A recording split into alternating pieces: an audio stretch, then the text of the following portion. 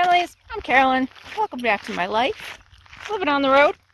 Tonight's video was supposed to be one video that included Sturgis, but I'm in a lovely spot with a weak signal to upload a video. I uploaded a 3-minute video for patrons this morning about this spot, and it took 2 or 3 hours to upload a 3-minute video, and so the video I'm working on for you tonight already is 13 minutes, so I need to get it started tonight. It's Saturday if I want to get a Sunday night video for you. So what I'm going to do is break it in two, and you'll have 2 videos. You'll have one on Sunday, and you'll have the second part of it with Sturgis on Monday.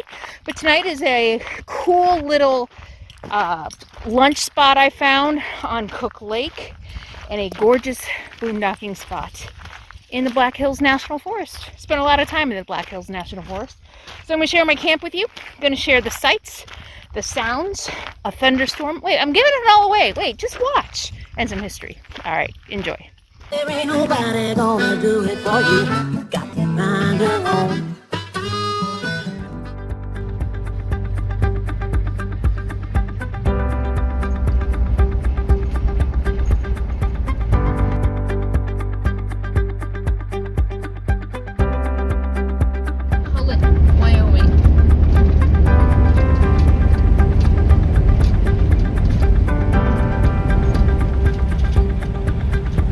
Devil's Tower about an hour ago. I haven't been driving very long, but this looks interesting, so I'm going to look for a place to camp for the night.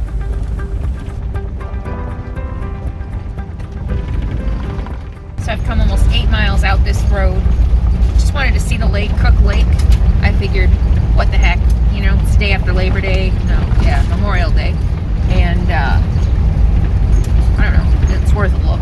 I'm not really in any hurry to get anywhere today anyway, and so far out this road I've passed 5 or 6 spots. Almost every spot that you can camp in has been occupied. I don't know how they get away with it. People park their trailers, their fifth wheels or whatever, and they leave them there, and they just come visit them in the summer.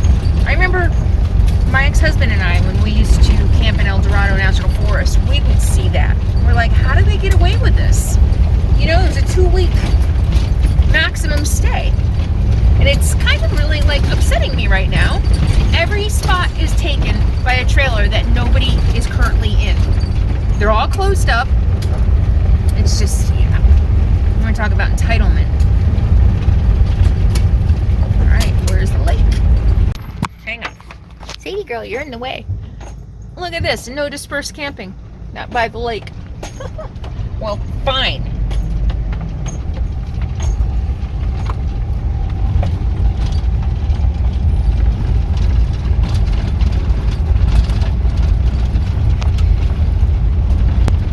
So they leave their trailers here with their quads and their OHVs, and they just claim their spot, and then they come up whenever they feel like it. Screw everybody else.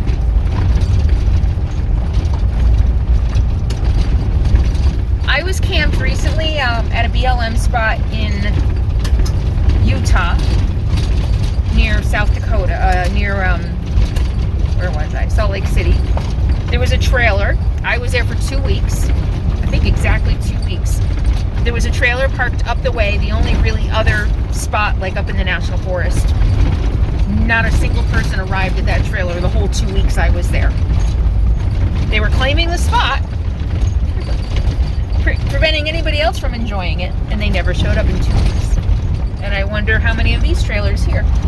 Sorry, I'm ranting a little bit. Just a little frustrating. You know, as more and more places get shut down because people break the rules, none of us are going to have it. That's the bottom line. I heard some place got shut down recently, and I've thought about this. You know, the people who really do set up camp and don't leave. How I was thinking about the locals who want to go and enjoy that area, and they might not feel safe. You know, people who leave their garbage around and,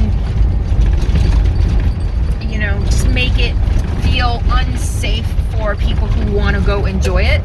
That's gonna cause none of us to be able to use the public lands. The more we break the rules, this is it. People hate California, right? Oh, it's a nanny state. There's so many rules and there's so many guidelines and blah, blah, blah. Well, yeah, that's because people don't behave properly. And when people don't behave, rules are made for, excuse me, the lowest common denominator, right? The rest of us who obey the rules,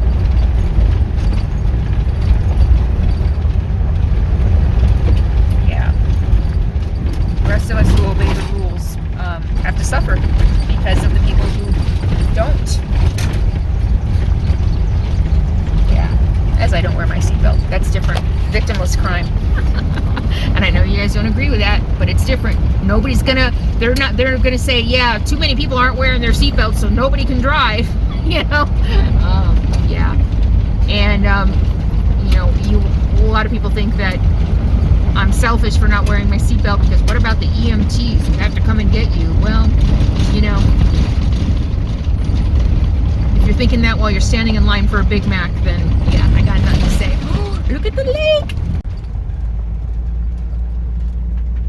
Oh my God, there's even dumpsters down here? Wow, look at that.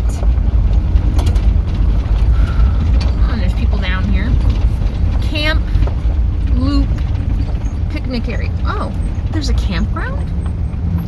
What is that? Oh, day use only. Oh, Camp Loop. Picnic area. Alright, let's go see. So that's day use. Hey, Sadie! Jeez! Just a kayaker on the lake. Sadie, it's okay. Relax. Hey, it's okay.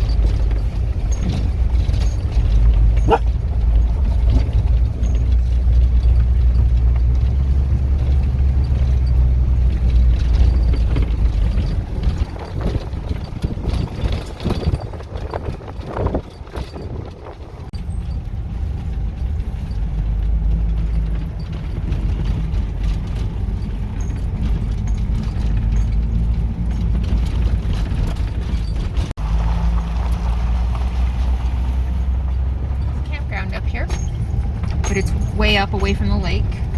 So I did pass one available spot coming in that looked really nice, and it even had a cell signal. Oh, there's nobody here though. Wow, but why pay if I don't have to? But it's empty. If you want to come out to Cook Lake. All right, so we're gonna go use a day use area since I drove all the way out here, and then we'll go camp. What do you think?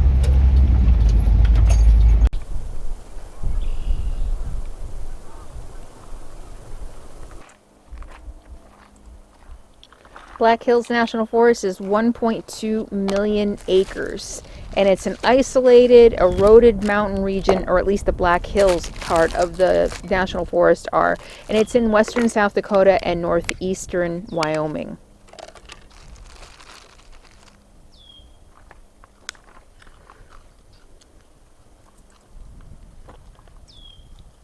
Say, come. Good girl. Good girl. Come here. Why don't you stay with me? Oh, the flies are terrible. The Black Hills area have been inhabited by many Native American tribes for over 10,000 years. But in the 18th century, the Lakota, or the Sioux, as many of us know them, came in and drove all the other tribes out and took over the land.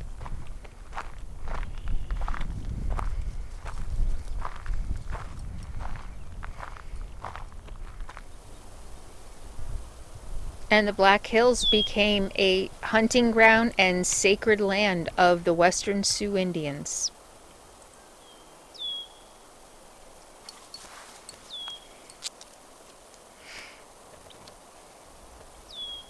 In 1868, rights to the region were guaranteed to the Sioux and the Arapaho by the Second Treaty of Fort Laramie.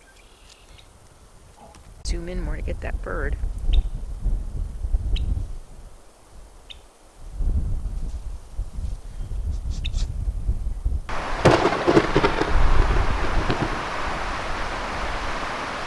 Goody, goody, goody, goody. I love thunderstorms. Sadie does okay. So what I do is when she doesn't growl, when she doesn't bark, I just feed her treats. Treats after treats after treats. It's okay. Oh, that's an actual vehicle. Whoa, whoa, that was a big one. It's okay, Sadie girl. Come here. And giving her good things makes her realize that thunderstorms are equal to treats. And it's working. She's calming down.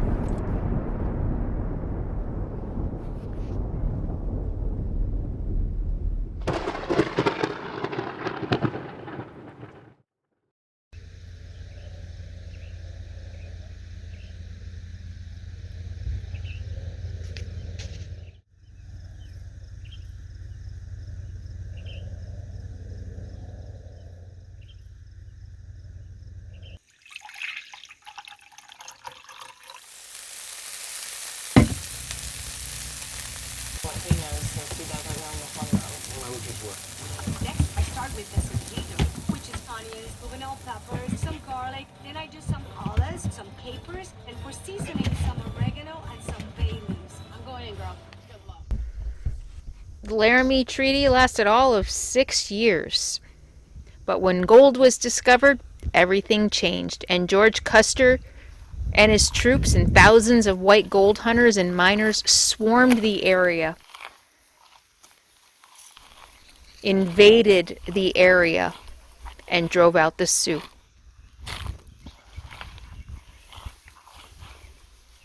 There were a lot of wars. The Black Hills War was the most popular, the most well-known in 1876. And the biggest battle of that war, many of you heard of, is probably the Battle of Little Bighorn. And despite the Native American history, the U.S. government forced them out anyway, forced them to relinquish their treaty to the Black Hills in 1877.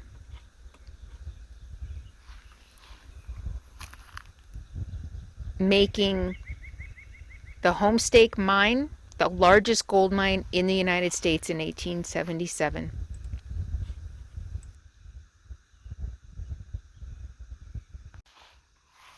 The Black Hills was a rough place.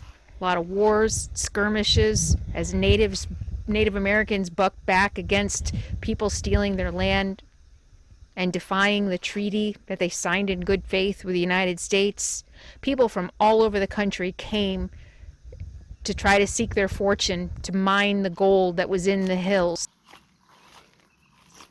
There was one woman who braved the dangers of the Black Hills to come with her husband, Anna Donna Talent, known in history as Annie Talent. She was a well-educated woman. She was a school teacher. Annie was the first white woman to ever be in the Black Hills, and she set up the first school for gold mining children. She lived in the Black Hills and taught in the schools until she and her son moved to Rapid City in 1887. She was elected Superintendent of Public Instruction for the Dakota Territory. Is that a great branch for a swing or what? Look at it. This would be an awesome spot for a swing. Up on the hill.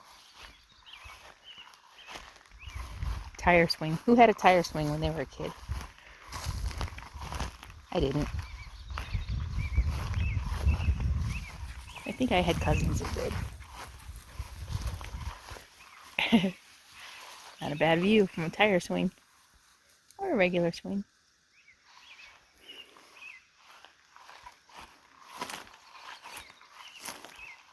I think this is going to be my happy space. My happy place for this camp. Maybe every camp needs to have a happy place, other than just being a camp. But, I don't know. It's just kind of nice to get away from the RV. I'm so tied to that. Okay, my morning fun is over. Been traveling a lot, sightseeing a lot. I need to really sit down and get a lot of work done today. So that's what the next 8 to 10 hours of my day look like. Minus walks with Sadie and maybe some lunch. Yum, yum, yum, yum, yum. Yum, yum, yum, yum, yum. Zoom. Okay, was that fun? I hope you enjoyed it. One quick note before I go. I just want to thank you all, loyal, wonderful subscribers, who may have noticed that my videos have been a little shaky and listened to my video where I said it's my new camera and I'm trying to figure it out. I want to thank you for your patience and sticking with me and your ability to just fast forward through the shaky parts, slow them down, whatever you need to do, walk away for a minute. But those of you who stick with me even when everything isn't perfect and you don't bitch about it, I appreciate you.